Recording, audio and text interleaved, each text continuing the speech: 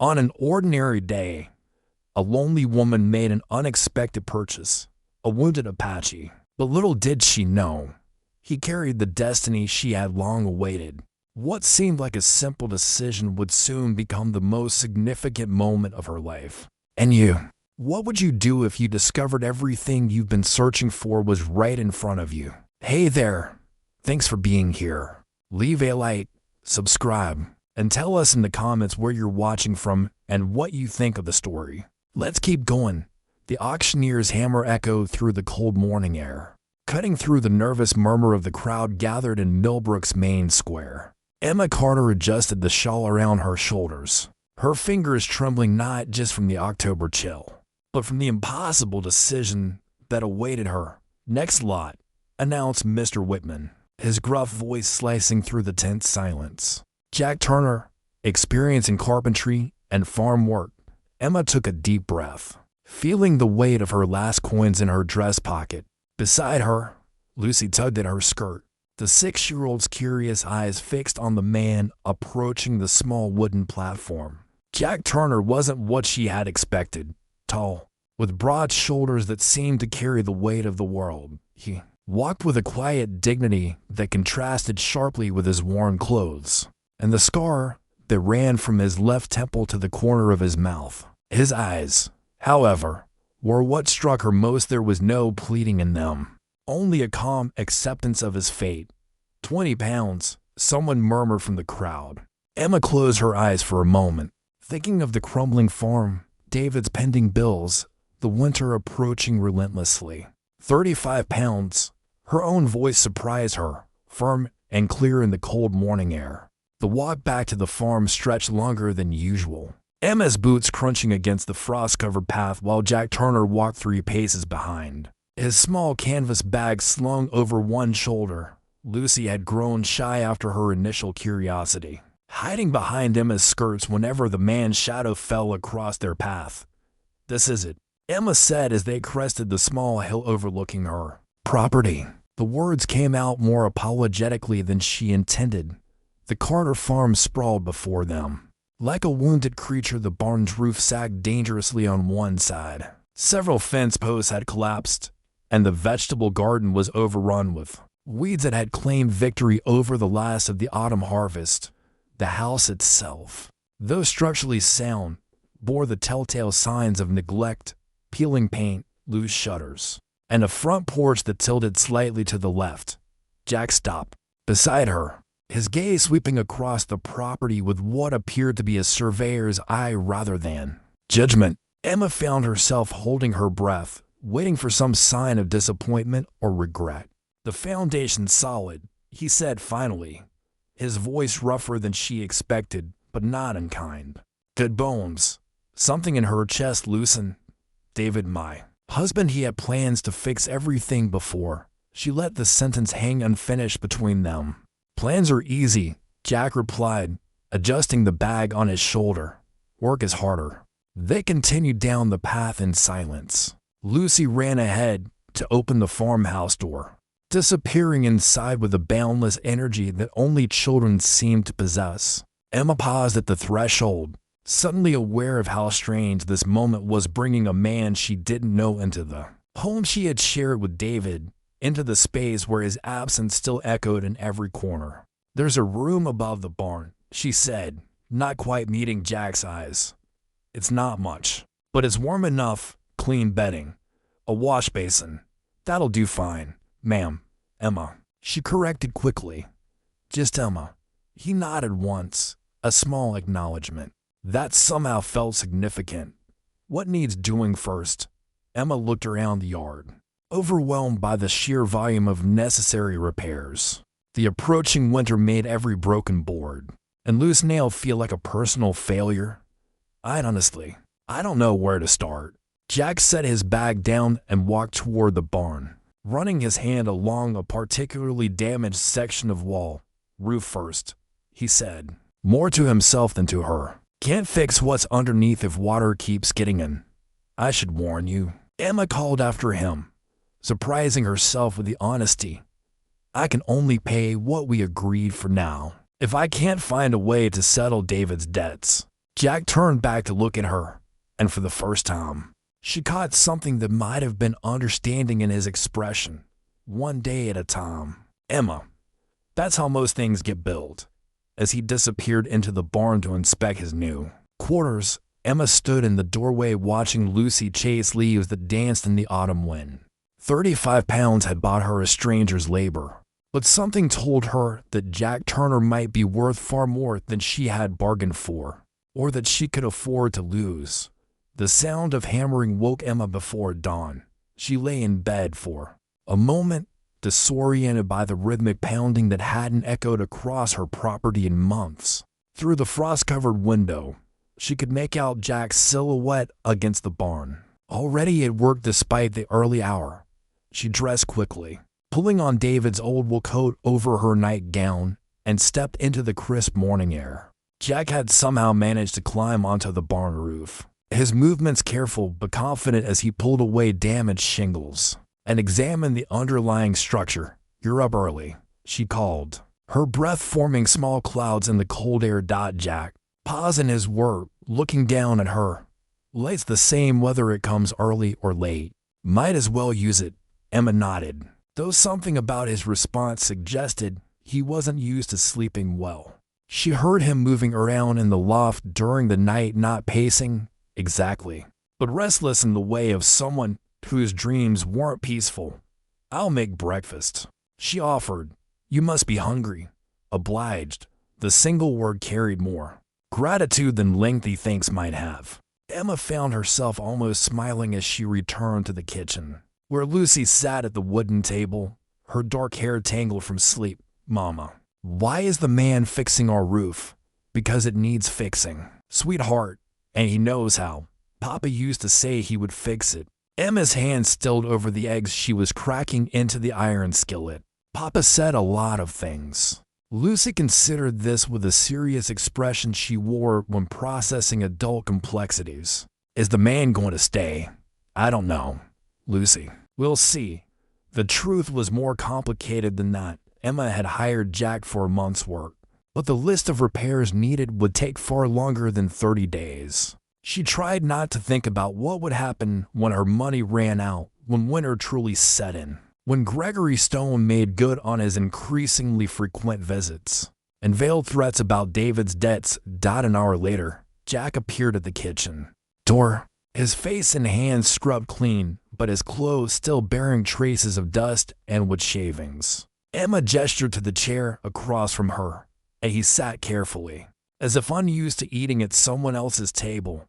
"Thank you," he said simply, accepting the plate of eggs and thick-cut bread. They ate in comfortable silence, broken only by Lucy's occasional questions about whether Jack had ever seen a real wolf, or if he knew how to catch fish with just his hands. Jack answered each query with surprising patience, his responses brief but thoughtful. "The roof should hold through winter now," he said as Emma cleared the dishes. "But the barn door needs to be round, and there's rot in some of the fence posts." "I know." Emma's voice was smaller than she intended. David kept meaning to not talking about David. Jack interrupted gently. "Talking about what needs doing now."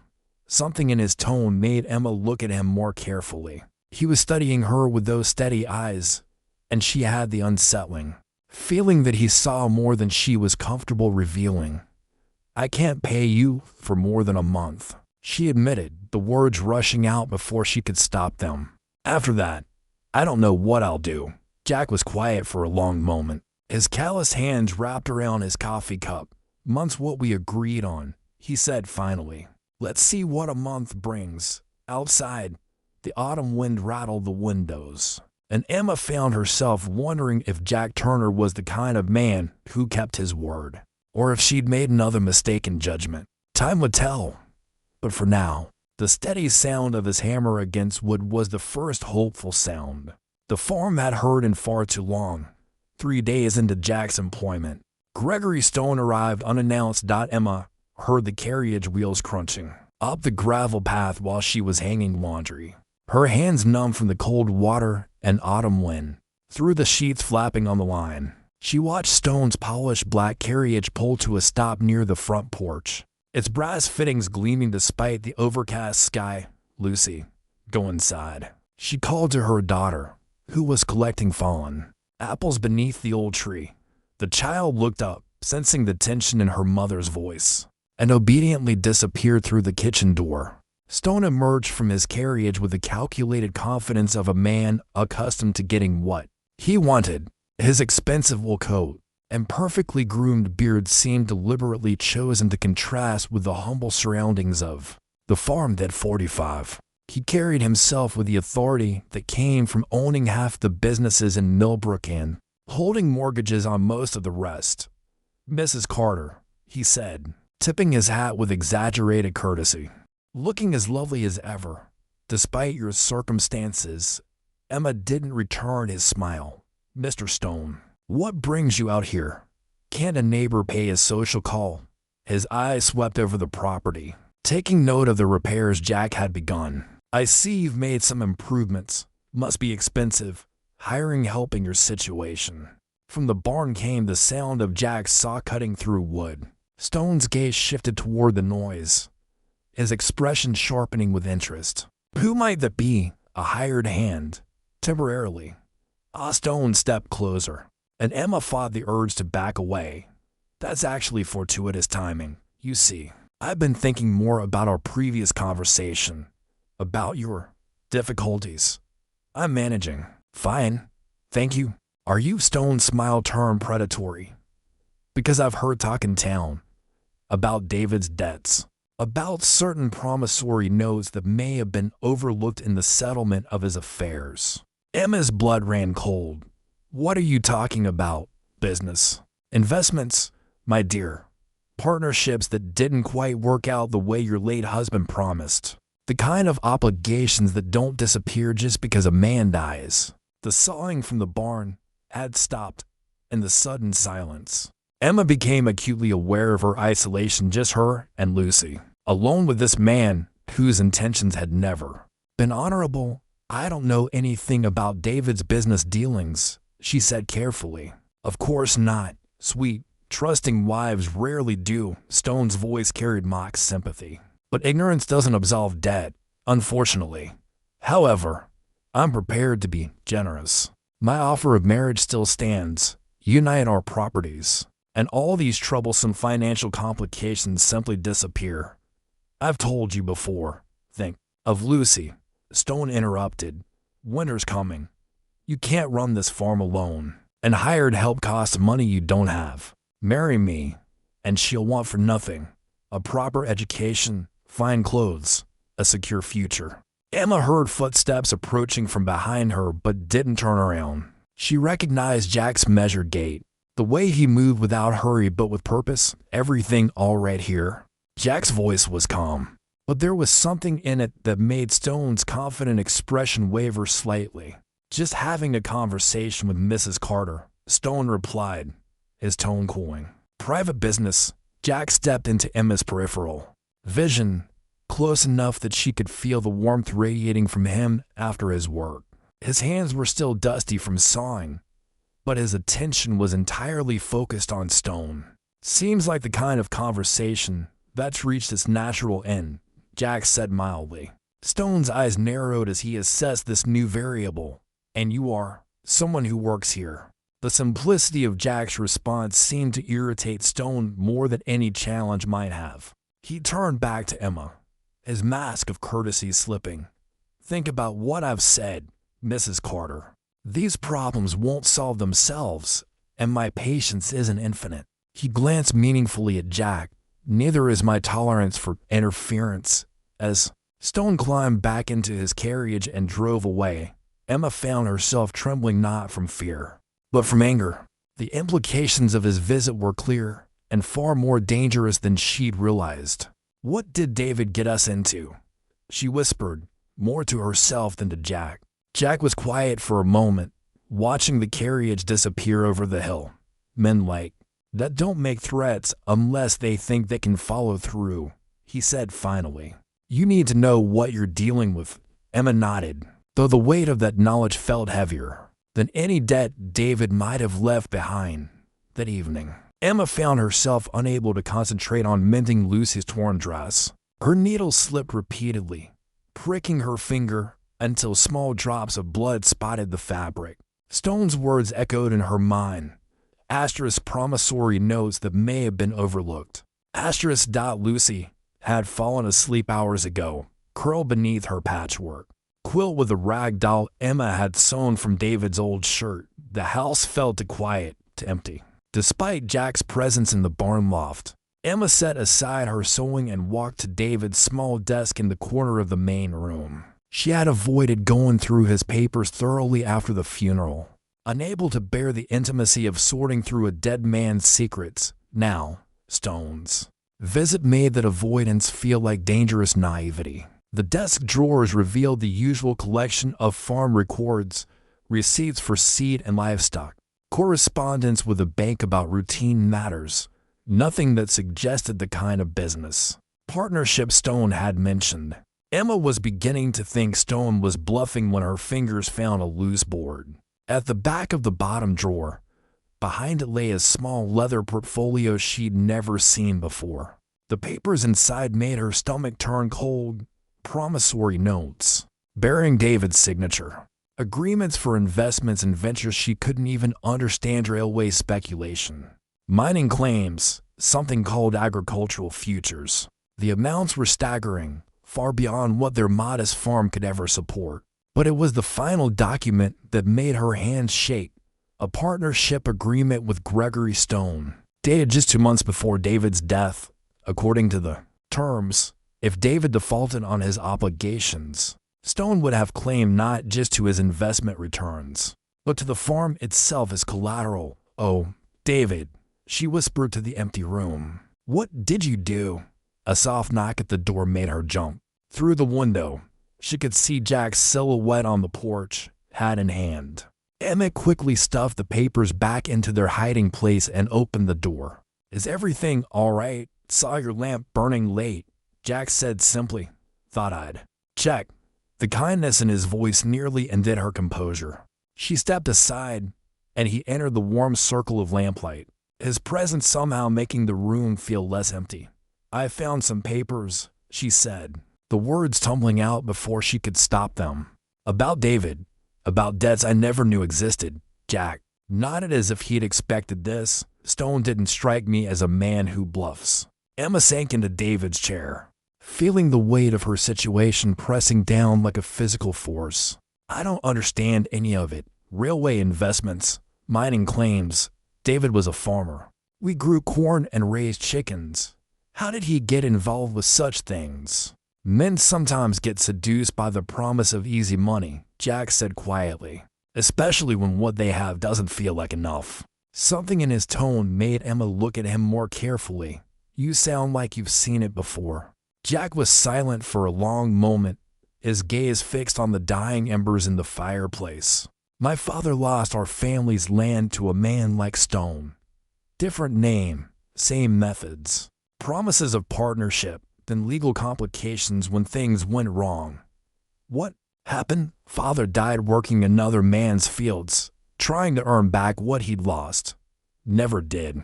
Jack's voice was matter-of-fact, but Emma heard the old pain beneath it.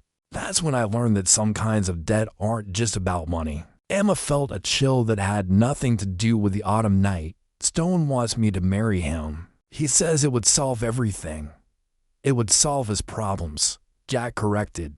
"Yours would just change shape." The truth of that statement settled between them like a heavy blanket. Emma realized that she was truly seeing Jack clearly for the first time, not just as hired help, but as a man who understood loss and betrayal in ways she was only beginning to comprehend. "I don't know what to do," she admitted. "You don't have to know everything tonight," Jack said. "But you need to understand what you're fighting for. This place, your daughter's future, they're worth fighting for, even against impossible odds." Jack met her eyes, and she saw something there she hadn't noticed before, not just understanding, but determination. Sometimes the impossible odds are the only ones worth facing. After he left, Emma sat for a long time in the lamplight. David's Hidden papers spread before her like evidence of a life she'd never really known. Outside, the wind picked up, rattling the windows and reminding her that winter was coming whether she was ready or not. But for the first time since David's death, she didn't feel entirely alone with her fear. The first snow arrived 3 days later, dusting the repaired barn roof like powdered sugar and transforming the farm into something almost magical. Lucy pressed her nose against the kitchen window, her breath fogging the glass as she watched the white flakes dance in the wind. "Mama, can I go play in the snow?" Emma looked up from the bread dough she was kneading, flour coating her hands up to the wrists. The domestic routine had become a refuge from the anxiety that gnawed at her since discovering David's papers. "Bundle up properly, and don't go near the pond. The ice isn't thick enough yet." Lucy disappeared in a whirlwind of excitement, reappearing minutes later so wrapped in scarves and mittens that only her bright eyes were visible. Emma watched through the window as her daughter began building what appeared to be the world's smallest snowman. Her concentrated effort both endearing and heartbreaking. David should have been here for Lucy's first real snow of the season. He should have helped her build snowmen and taught her how to catch snowflakes on her tongue. Instead, Lucy played alone in the yard while Emma tried not to think about lawyers and debts and impossible choices. The sound of boots on the porch interrupted her brooding. Jack appeared in the doorway, snowflakes melting in his dark hair. "Roofs holding well," he reported. "No leaks that I can see." "Thank goodness for that." Emma turned back to her bread, punching down the dough with more force than necessary. "At least something is working in our favor." Jack was quiet for a moment, and when Emma glanced at him, she found him watching Lucy through the window. The child had abandoned her snowman and was now attempting to make snow angels, her small form barely creating an impression in the thin layer of white. "She's trying so hard to have fun," Emma said softly. "Children are good at that, making the best of things." Emma heard something wistful in his voice. "Do you have children?" "Jack, no." The word came out flat, final. "Never had the chance for that kind of life." Before Emma could respond, Lucy burst through the door, bringing a gust of cold air and infectious enthusiasm. "Mr. Jack, did you see my snow angel? It's not very good, but Mama says I'll get better with practice." Jack looked down at the little girl, and Emma saw his expression soften in a way she hadn't witnessed before. "I did see it. Looked perfect to me." "Really?" Lucy beamed. "Do you know how to make snow angels?" "Can't say I ever tried." "I could teach you." Lucy grabbed his hand with both of hers, tugging toward the door. "It's not hard. You just have to lie down and move your arms and legs like this." Jack looked helplessly at Emma, who found herself smiling despite everything. "Go on. The bread needs time to rise anyway." What followed was perhaps the most extraordinary 15 minutes Emma had witnessed since Jack's arrival. The man who spoke in careful, measured sentences and moved with the deliberate efficiency of someone accustomed to solitude, allowed himself to be instructed by a 6-year-old. In the fine art of snow angel creation, Lucy was a patient teacher, demonstrating the proper arm and leg movements with serious dedication. Jack followed her instructions with equal gravity, his tall frame looking almost comical as he carefully lowered himself into the snow and began moving his limbs as directed. "Like this, yes, but bigger movements. You're much bigger than me, so your angel should be bigger too." Emma watched from the window, her hands still dusted with flour, as something remarkable happened. Jack's careful reserve cracked open just enough to let Lucy's joy seep in. When he stood up and examined his snow angel lopsided and imperfect, but undeniably his own, he actually smiled, not the polite, restrained expression she'd grown accustomed to, but something genuine and unguarded. Lucy clapped her mittened hands in delight. "It's wonderful. Look, Mama." She waved at the window. "Mr. Jack made a snow angel." Emma waved back, feeling something warm and complicated blooming in her chest.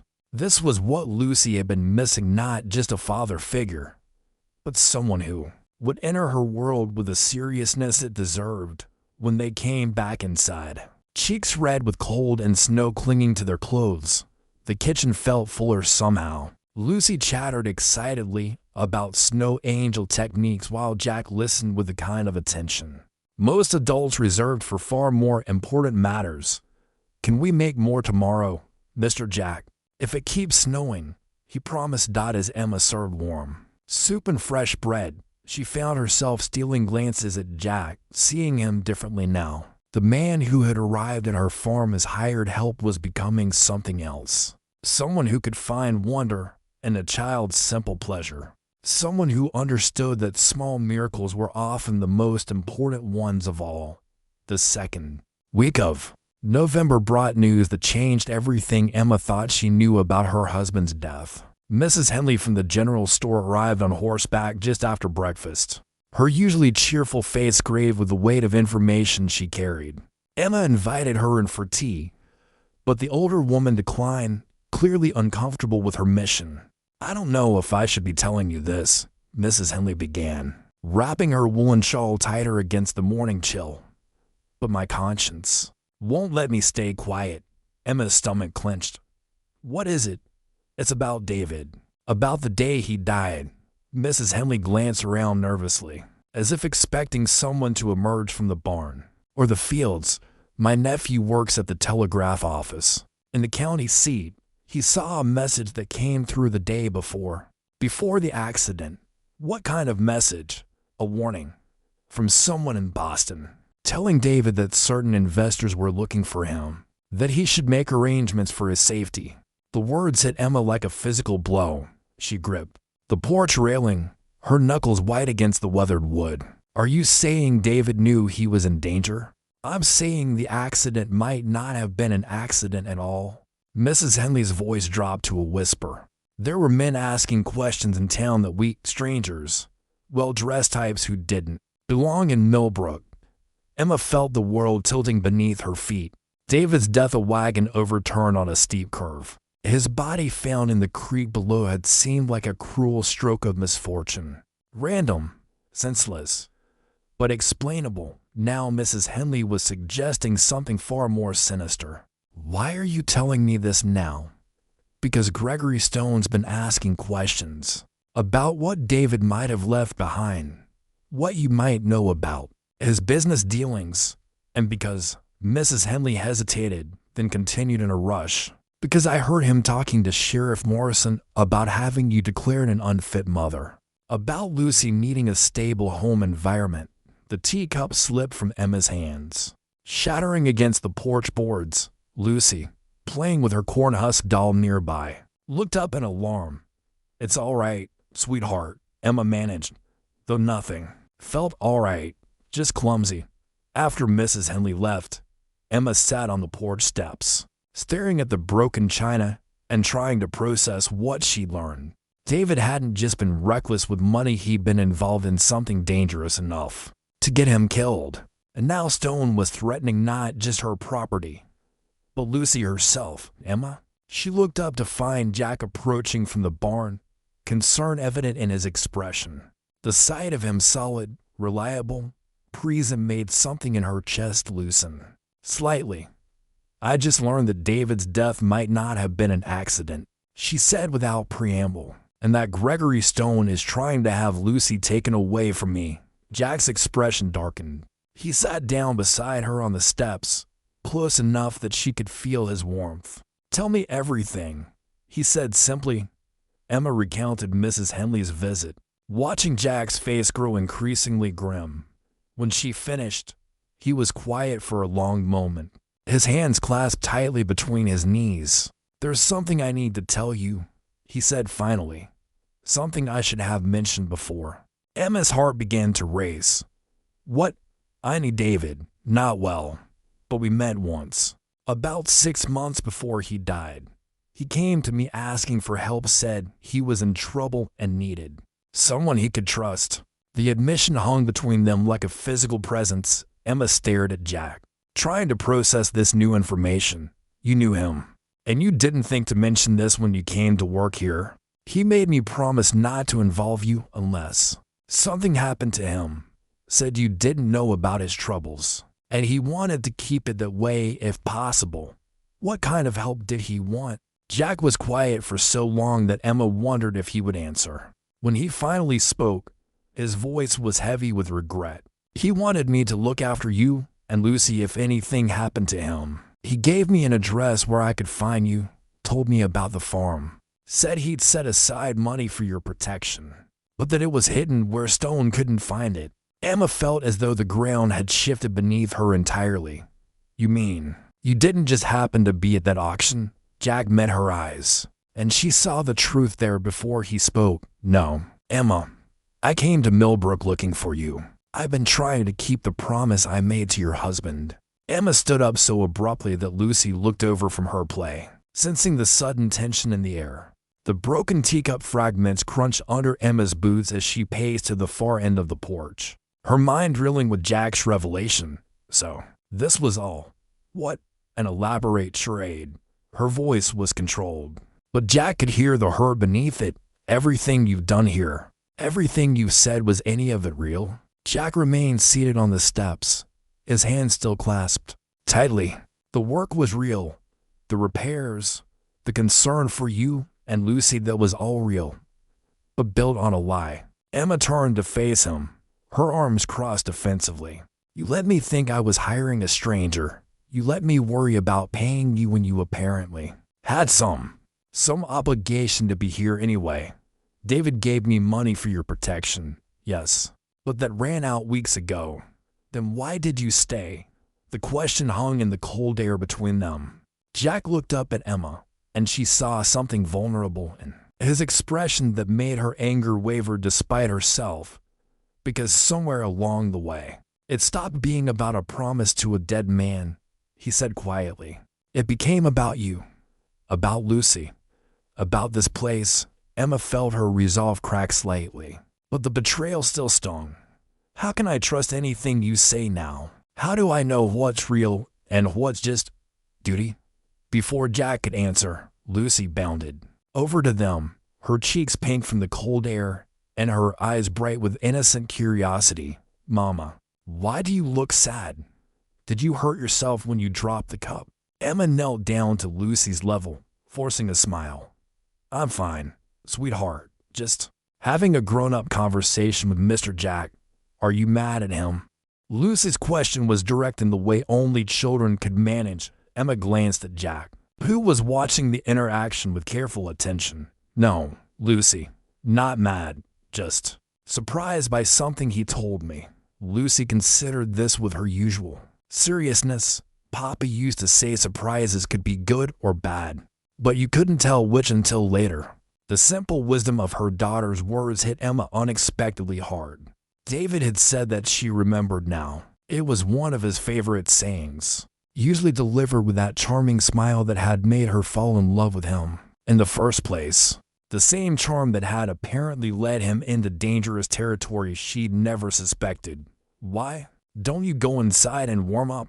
Emma suggested gently. Maybe read your picture book by the fire. Lucy nodded and skipped toward the door, then paused. Mr. Jack, are you still going to help me build that snow fort tomorrow? Jack's expression softened. If you want me to, I do.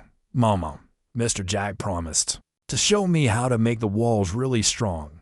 He knows about building things. After Lucy disappeared inside, Emma sank back down on the steps. The fight temporarily drained out of her. She trusts you completely.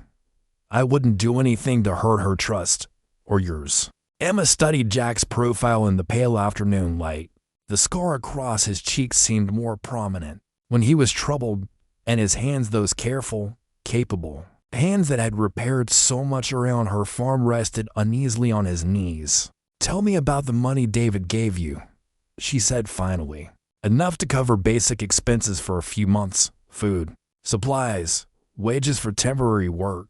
He knew Stone would come eventually, and he wanted to make sure you had some protection when it happened, but not enough to pay his debts. No. David said there were things hidden that would help with that, but he died before he could tell me where. Emma thought about the papers she'd found in his desk, the devastating evidence of investments gone wrong. I found some documents, partnership agreements, promissory notes. It's worse than I imagined. Jack nodded grimly. David was in deep with some dangerous people. Stone was just the local connection. There were others involved. People from Boston and Newark who don't forgive debts easily. Is that why he died? I think so. And I think Stone knows more about it than he's letting on. A chill wind swept across the porch, rattling the loose boards and reminding Emma that winter was settling in whether she was ready or not. Inside, Lucy was humming softly to herself, a sound of innocent contentment that made Emma's chest tight with protective fear. What do we do now? She asked. Jack was quiet for a moment, then turned to meet her eyes. We keep the promise David should have made to keep you and Lucy safe, no matter what it costs. The use of we wasn't lost on Emma, despite her anger, despite the deception. She realized that Jack's presence felt like the first solid ground she'd stood on since David's death. The question was whether she could trust that feeling, or if it was just another illusion built on secrets she didn't yet understand. That evening, Emma found herself standing in David's study again, but this time she wasn't alone. Jack held the oil lamp steady while she examined every inch of the small room, looking for whatever David had hidden that might help them escape Stone's web of threats. He said there were things that would help with the debts, Emma murmured, running her hands along the wall behind the bookshelf. But where would he hide something that important? Jack set the lamp on the desk and began examining the floorboards, pressing each one to test for loose spots. Men in David's situation usually think like they're being hunted. They hide things where no one would think to look, but somewhere they could reach quickly if needed. Emma paused in her search. You sound like you've done this before. Different circumstances, same desperation. Jack's voice was matter-of-fact, but Emma heard the weight of experience in it. My father hid what little money we had left when the creditors came. Found it years later, after it was too late to matter. The shared understanding of financial ruin created an odd intimacy in the small room. Emma watched Jack's methodical search, noting how he seemed to anticipate the mind of a desperate man with uncomfortable familiarity. Here, Jack said suddenly, his fingers finding a section of wall behind David's chair where the wood gave slightly under pressure. This board's been moved recently. Emma hurried over as Jack carefully pried away the loose planking.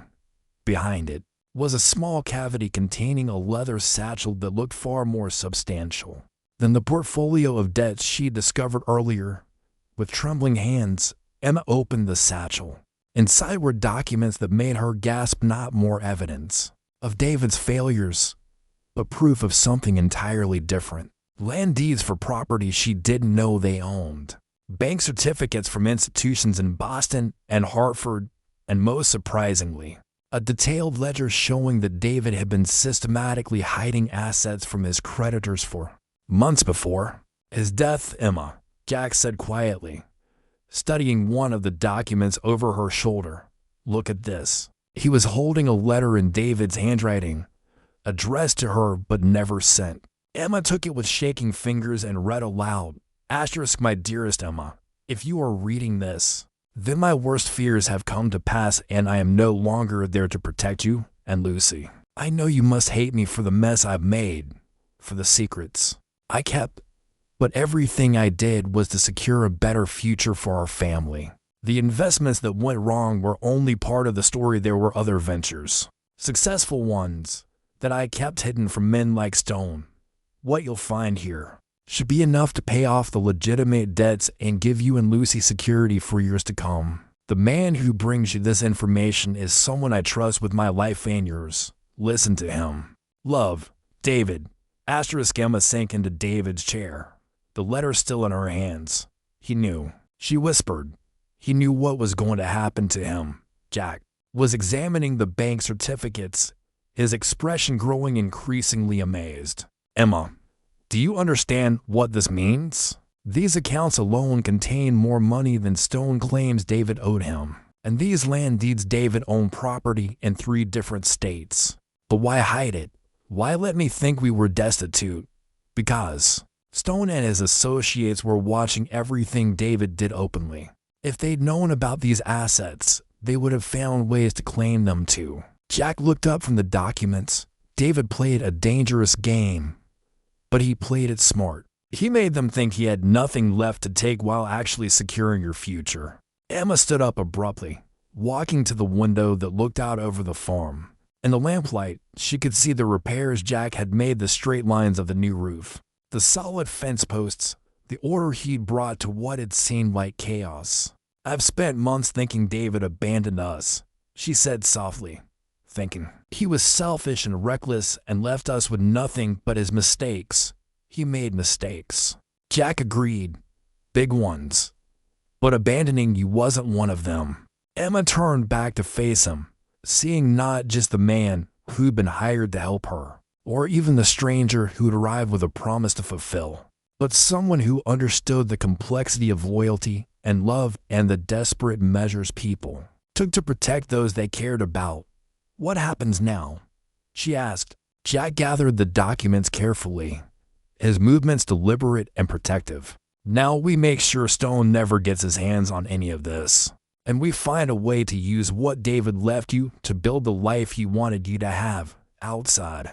The wind was picking up, rattling the windows and reminding them both that winter was settling and with serious intent. But for the first time since David's death, Emma felt like she had weapons to fight with instead of just problems to endure. The knock came at dawn, sharp and insistent against the kitchen door. Emma had been up since before sunrise, unable to sleep after the previous night's discoveries. She was kneading bread dough when the sound made her freeze. Flour-covered hands suspended in mid-motion, Jack appeared from the barn almost instantly, moving with the alertness of someone who slept lightly and woke ready for trouble. Through the frosted window, Emma could see a figure on the porch stall, familiar in a way that made her heart stop. "Stay inside," Jack said quietly. But Emma was already moving toward the door. She opened it slowly, hardly believing what her eyes were telling her. David Carter stood on her porch, older than she remembered, thinner, with new lines around his eyes and a beard that changed the shape of his face. But unmistakably, impossibly, David double quotes "Hello, Emma," he said, his voice hoarse with cold and something. That might have been shame. Emma couldn't speak, couldn't breathe. Behind her, she heard Jack's sharp intake of breath, then his steady footsteps approaching. "You're supposed to be dead," Jack said, his voice carrying a dangerous edge. David's eyes shifted to Jack, and Emma saw recognition there. "Hello, Turner. I see you kept your promise, David." Emma finally found her voice, though it came out as barely a whisper. Why may I come in? It's a long story, and Lucy shouldn't hear it from the doorway." Emma stepped back mechanically, and David entered the kitchen. He'd left 9 months ago. Everything was exactly as he'd left it, except for the subtle signs of Jack's presence: the expertly repaired window frame, the new support beam, the sense of order and care that hadn't existed during David's final chaotic months. Lucy's sleepy voice drifted down from the loft. "Mama, who's here?" "Stay upstairs, sweetheart," Emma called, her voice somehow steady. "I'll be up in a moment." David's face crumpled slightly at the sound of his daughter's voice. "How is she?" "She thinks you're dead," Emma said, the words coming out harder than she intended. "We buried an empty coffin. I've spent 9 months explaining to a 6-year-old why her father left her." "Emma, I can explain, can you?" Emma's control finally snapped. "Can you explain why I found your body in that creek? Why Sheriff Morrison identified you? Why I planned a funeral and spent months thinking I was a widow?"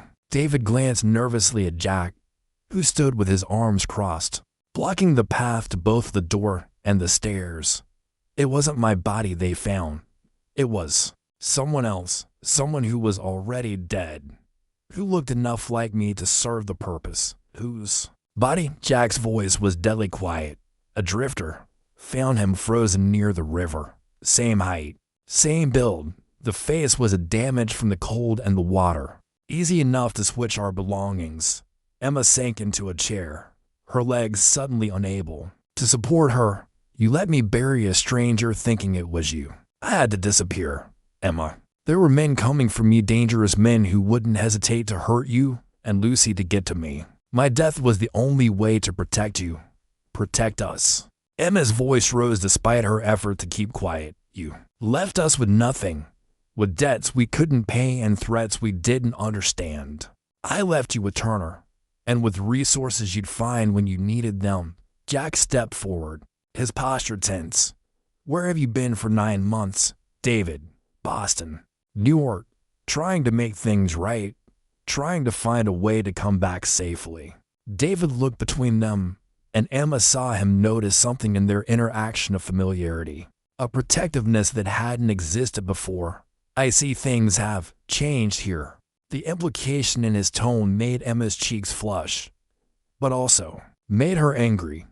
"What's changed is that I've learned to survive without you. Lucy has learned to live without her father. And yes, we've had help from a man who actually kept his promises, Emma. Please, I know I hurt you, but everything I did was for this family." "No." Emma stood up, surprising herself with her steadiness. "Everything you did was for yourself, to clean up your own mistakes, to escape consequences you couldn't face." Lucy's footsteps sounded on the stairs, and all 3 adults turned toward the sound. Emma's heart clenched as she realized she was about to shatter her daughter's understanding of the world all over again. "Mama." Lucy appeared at the bottom of the stairs, rubbing her eyes. "I heard voices and—" She stopped, staring at David with the confused recognition of a child trying to reconcile memory with reality. "Hello, little dove," David said softly, using his old pet name for her. Lucy looked from David to Emma to Jack, her 6-year-old mind working to process what she was seeing. "Mama," she said finally, her voice very small. "Is that Papa?" Emma knelt down to Lucy's level, her hands shaking as she reached for her daughter. "Yes, sweetheart, it's Papa. He's not dead after all." Lucy stared at David for a long moment, her small face cycling through confusion, recognition, and something that looked disturbingly like fear. Then, instead of running to him as he clearly expected, she stepped closer to Jack, pressing against his leg in a gesture that spoke louder than words. "I thought you were dead," Lucy said quietly, her voice carrying an accusation that seemed impossible from someone so young. Mama cried for days and days. She wouldn't eat. David knelt down, trying to get to Lucy's eye level, but she shrank further behind Jack. "I know, little dove. I'm so sorry. Papa had to go away to keep you and Mama safe, but I never wanted to make you sad. But you did make us sad," Lucy replied with devastating honesty. "And Mr. Jack had to fix everything you broke." Emma felt her heart break a little more at her daughter's words. In Lucy's simple truth, there was no room for David's elaborate justifications. He had broken things, and Jack had fixed them. It was that elementary. "Lucy," David tried again, his voice strained. "I brought you something, a doll from Boston, with real hair and a dress made of silk." "I already have a doll," Lucy interrupted, holding up the rag doll Emma had made from David's old shirt. "Mama made her for me. She's perfect." The rejection was clear, and David's face crumpled. He looked up at Emma, pleading. "She just needs time to remember." "Remember what?" Emma's voice was sharper than she intended. "Remember the father who broke his promises, who left without saying goodbye, who let her think he was dead for 9 months. I did it for her future, for your security." "No." Jack spoke for the first time since David's identity was revealed, his voice calm but unyielding. "You did it for your convenience. If you truly wanted to protect them, you would have found another way." David stood up, facing Jack with barely contained anger. "And what would you know about it? About the choices a man has to make for his family?" "I know what it means to keep a promise," Jack replied evenly. "I know what it means to stay when things get difficult instead of running away." "This is my house," David snapped. "My wife, my daughter, my land. You're just hired help." The words hung in the air like a slap. Emma saw Lucy Flint, saw Jack's jaw tighten. Saw the casual cruelty with which David tried to reclaim what he'd abandoned? No, Emma said quietly, but with absolute finality. This stopped being your house the day you chose to let us believe you were dead. This stopped being your family the day you decided we were acceptable casualties in your scheme. David's face went white. Emma, you can't mean that. Jack has been more of a father to Lucy in 3 weeks than you were in the months before you disappeared, Emma continued, her voice growing stronger. He's been more of a partner to me than you ever were, even when I thought you loved me. I do love you. You love the idea of us. Emma corrected. You love having us waiting here for you, ready to forgive you and welcome you back no matter what you've done. But love isn't just a feeling, David. It's a choice you make every day. And you chose to leave. Lucy had been listening to this exchange with the intense focus children brought to adult conversations they sensed were important. Now she looked up at Emma with those serious dark eyes. Mama, is Papa going to stay now? The question was asked with careful neutrality. But Emma heard what Lucy wasn't saying. Asterisk, do I have to pretend to be happy about this? Do I have to give up the life we've built? Asterisk. Emma looked at David, seeing him clearly for perhaps the first time. The charm that had once dazzled her now seemed calculated. The easy smile looked practiced. Even his remorse felt performative, designed to get him what he wanted rather than expressing genuine regret for what he'd put them through. That depends on Papa, Emma said carefully, on whether he understands that things have changed, that we've changed. David's expression hardened. Changed how? Emma glanced at Jack, who was watching the conversation with careful attention, ready to support whatever decision she made. Then she looked back at her husband or former husband. She wasn't sure which anymore. Changed into people who don't need rescuing, she said finally. Changed into a family that works because we choose to be here for each other, not because we're trapped by promises or obligations or legal documents. For the first time since his arrival, David seemed to understand that his return wasn't going to be the triumphant homecoming he'd imagined. Emma wasn't the helpless widow waiting to be saved. Lucy wasn't the adoring daughter ready to forgive anything for her father's love. They had become something else, and his absence something stronger, more honest, and infinitely more resilient than what he'd left behind. The confrontation might have continued indefinitely if not for the sound of approaching horses through the kitchen window. Emma could see Gregory Stone's familiar carriage accompanied by two riders. She didn't recognize men with the hard look of those accustomed to collecting debts through whatever means necessary. Expecting company? David asked, his bravado evaporating as he recognized the implications of Stone's arrival. Jack moved quickly to the window, assessing the situation with military precision. 3 men, Stone and 2 others, armed. Papa, who are those men? Lucy asked, picking up on the adult's tension. Emma swept Lucy into her arms, her protective instincts overriding everything else. Go upstairs, sweetheart. Take your doll and stay in your room until I come get you. But Mama, now. Lucy, please. Lucy obeyed, but not before shooting a worried look at Jack, who nodded reassuringly at her. Emma noticed the exchange and felt something settle in her chest. Her daughter's trust wasn't misplaced. Stone's knock was more of a demand than a request. When Emma opened the door, his satisfied smile faltered slightly at the sight of David standing behind her.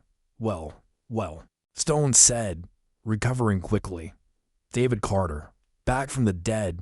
I see. How convenient, Stone, David replied, trying to project confidence he clearly didn't feel. I trust you've had time to settle your affairs.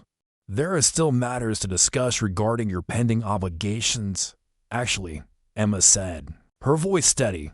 There aren't. Stone's attention shifted to her, eyebrows raised. I beg your pardon?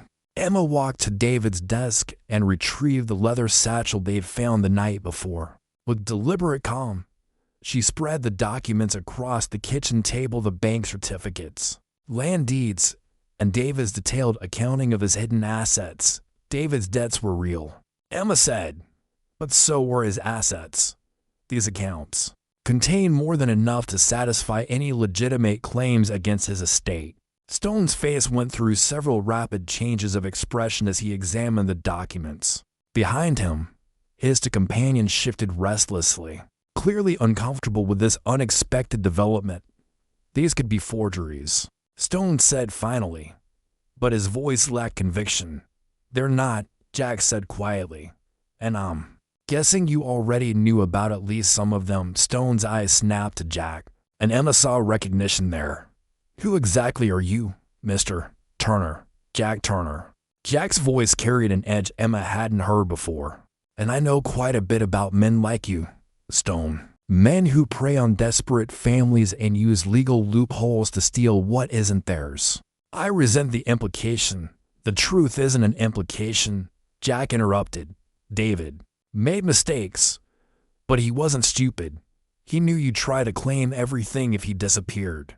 So he made sure there were records, evidence of which debts were legitimate and which were manufactured. Stone's confident mask slipped entirely.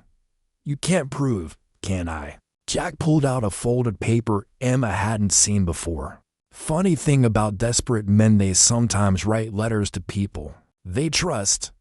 Letters explaining exactly how they're being blackmailed and by whom. Emma stared at Jack, realizing there were still things about David's final months that she didn't understand.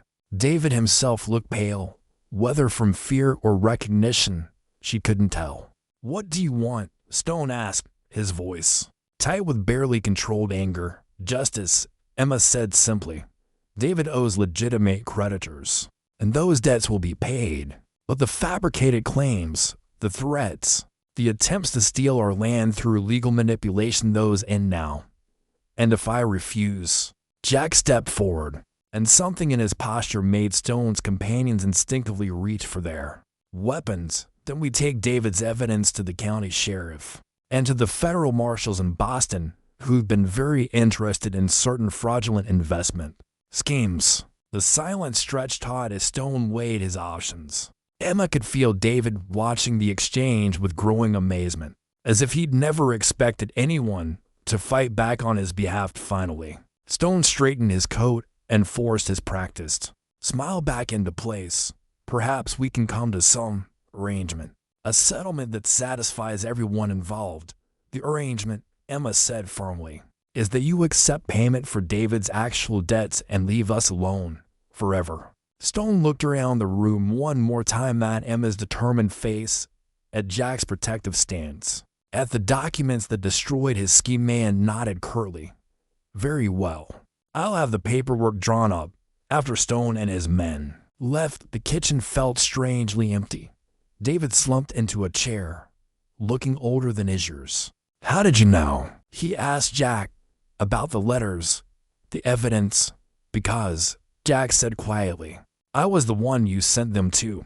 After Stone's departure, the three adults stood in the kitchen like players on a stage. After the curtain had fallen, unsure of their roles now that the immediate drama had ended, David broke the silence first, his voice heavy with a mixture of gratitude and something that might have been shame. You saved everything I couldn't, he said, looking between Emma and Jack.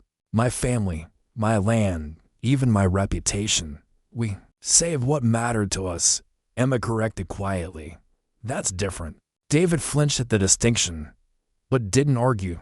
He walked to the window, staring out at the farm he left behind the repaired barn, the straight fence lines, the sense of order and care that spoke of someone who'd chosen to stay and build rather than run and hide.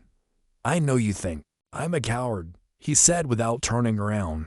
I think you're a man who made impossible choices in an impossible situation, Emma replied.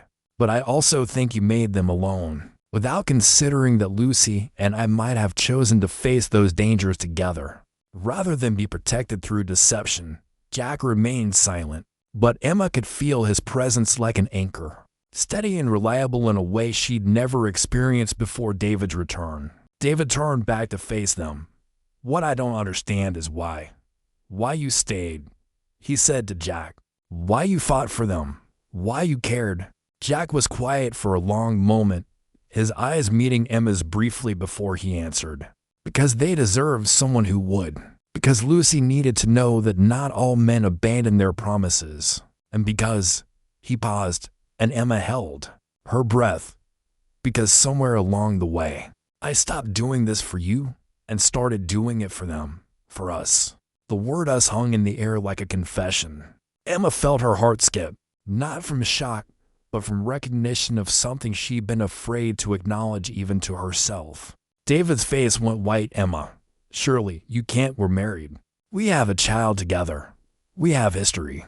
We have a past. Emma corrected gently. But history isn't the same as a future. I love you, David said desperately. I've always loved you. Emma looked at him, really looked at him, seeing not the charming man who'd swept her off her feet years ago, but the person he'd revealed himself to be through his choices.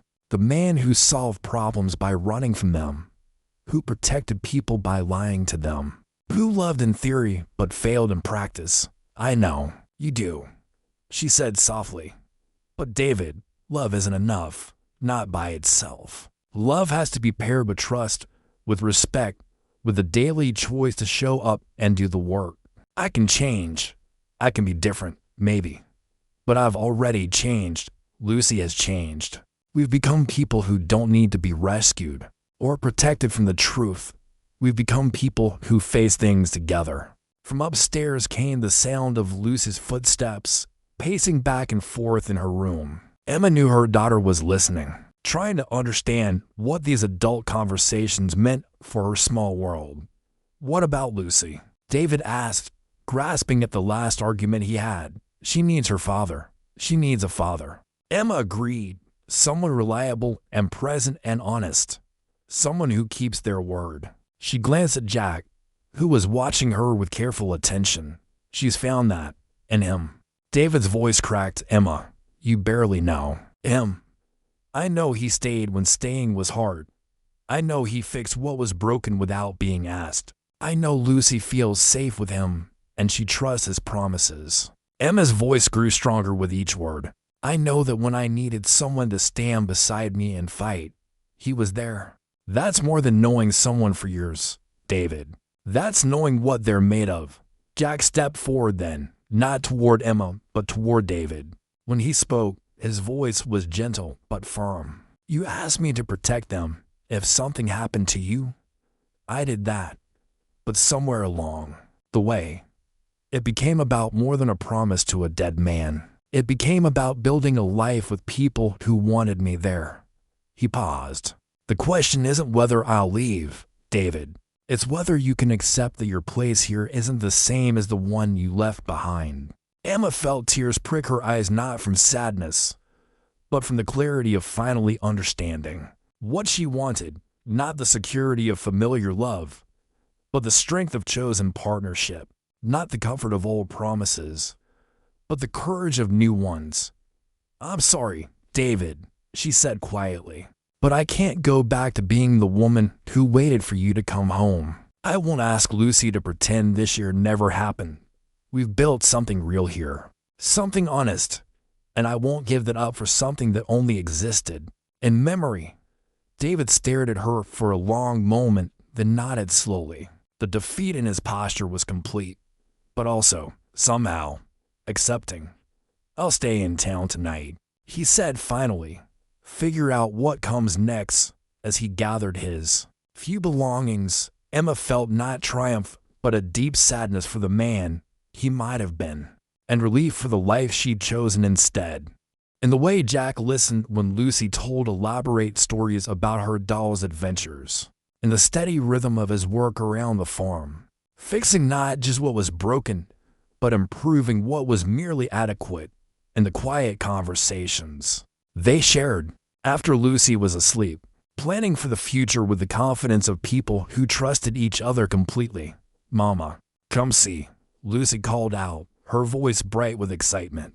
Mr. Jack showed me how to make the rows perfectly straight. Emma walked over to admire Lucy's handiwork, a neat line of small holes, each exactly the right depth for the bean seeds they were planting. Jack knelt beside Lucy, his large hands guiding her small ones with infinite patience. Beautiful work, Emma said, meaning it. Papa would be proud. The easy way she said it surprised her. There was no bitterness in the words, no pain in the reference to David. Lucy smiled and continued her planting, secure in the knowledge that she was loved by multiple people in different ways, that families could be complicated without being broken. Emma, Jack said quietly, standing and brushing dirt from his hands. There's something I want to talk to you about. Lucy looked up from her seeds. Is it about the surprise? Jack's face reddened slightly. Lucy Carter, you're supposed to keep secrets.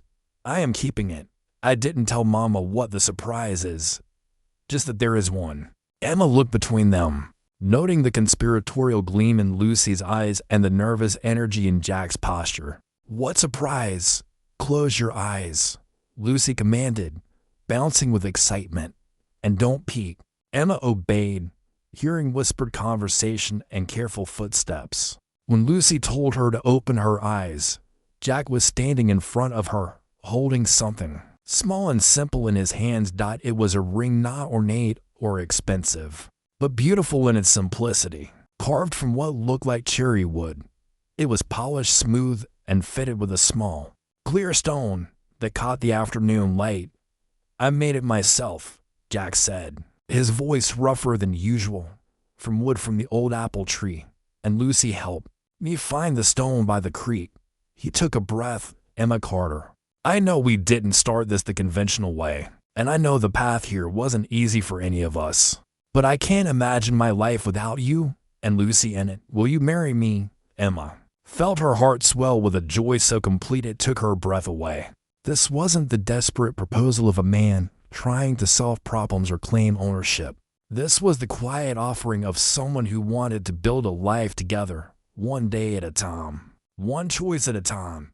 Yes, she said, the word coming out like laughter and tears combined. Yes, of course, yes. Jack's face broke into the widest smile she'd ever seen from him as he slipped the ring onto her finger. It fit perfectly, warm from his hands and somehow exactly right. Lucy cheered and threw her arms around both of them, creating a tangle of limbs and laughter in the spring garden. Emma found herself crying not from sadness or relief, but from the simple, overwhelming recognition of happiness. When will you get married? Lucy asked practically. And can I be in the wedding? And will Mr. Jack be my papa then? Soon, Emma promised, looking at Jack over Lucy's head. And yes to all of it. That evening, after Lucy had gone to bed still, chattering about wedding plans and new family arrangements, Emma and Jack sat on the porch steps, watching the stars emerge in the clear sky. The farm stretched out before them, their farm now, filled with the fruits of their shared labor and the promise of seasons to come. Are you sure? Jack asked quietly. About all of this, about us. Emma took his hand, feeling the calluses that spoke of honest work and the steadiness that had become her anchor. I've never been more sure of anything in my life, even though I'm not the man you plan to love. Emma smiled, thinking of the woman she'd been a year ago, frightened, dependent, settling for a love built on pretty words and broken promises. That woman had needed rescuing. This woman chose partnership.